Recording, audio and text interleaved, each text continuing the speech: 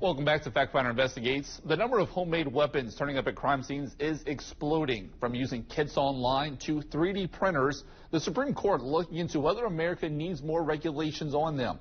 And as the Second Amendment butts up against new tech weapons, our national investigative team found gaps in tracking. Here's Factfinder investigator Chris Nakamoto. Kennedy Belton was a freshman at Warren Easton High School.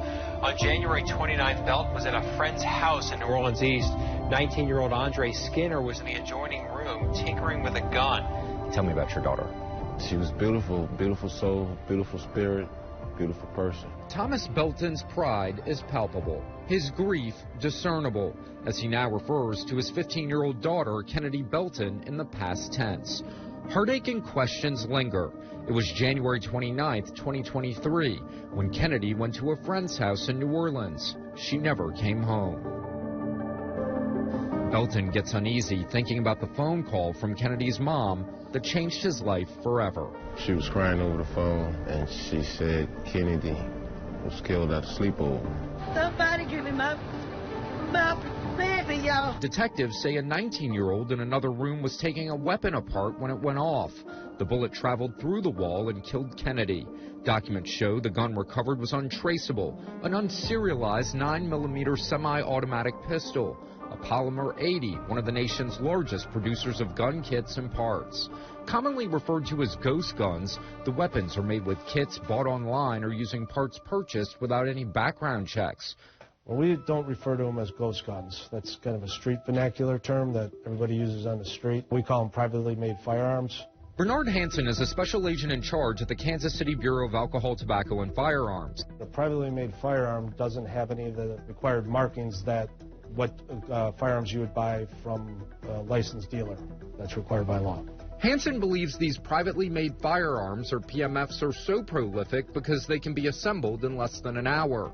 The ATF used these 3D printers as examples, showing the ease of how quickly the guns can be made. This example right here, one of our PMF experts assembled this in less than 24 hours.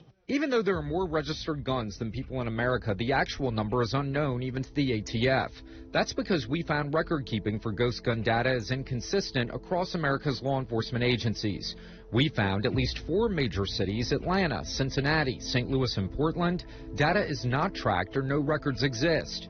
The ATF tracks firearm recoveries through a tracing program, but it doesn't mean all ghost gun data makes it there. When a firearm is recovered at a crime scene, the gun is typically processed and run through a firearms program maintained by the ATF. Who was the original purchaser? They help give them leads in their investigation to track down with whatever they know. Between 2016 and 2021, the ATF reported 45,240 of such weapons recovered from crime scenes. I would say we've seen 1,000% increase, and I'm being conservative on that. Of those 45,000 ghost gun recoveries, nearly 700 of them were from homicides or attempted homicides. The sobering problem of ghost guns being used in deadly crimes led to new rules on unserialized weapons by the Biden administration. In 2022, the definition of a firearm changed to add unfinished parts to better track them.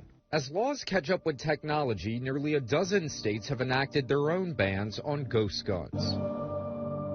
For Thomas Belton, no regulations will bring Kennedy back and ease his outrage. How do you even digest that?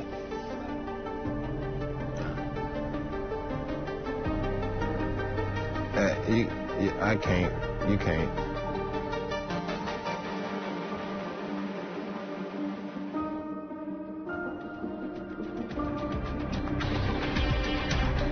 And if you do have a story, we want to hear from you. You can call us or email our investigators at the address and number you see there on your screen. We'll look into any of your issues for the next Factfinder Investigates.